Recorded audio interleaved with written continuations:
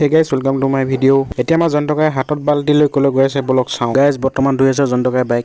Finally বাইকখন প্ৰায় দূৰ হৈ গৈছে, বতৰটো বেয়াটো, তাতে অকণমান ৰ'দ দিয়া নিচিনা কৰিলে পিছবেলা টাইমতে বতৰজাক অকণমান দাঙি দিছে।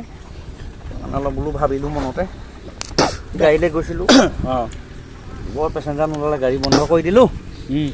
আহি ভাবিলোঁ মনতে বোলো ওচৰতে পুখুৰী আছে, ভাল ভাল পানী আছে, চফা পানী, ধুনীয়াকৈ বাইকখন ধুই দিওঁ বোলো, চাফ চিকুণ হৈ থাকিব।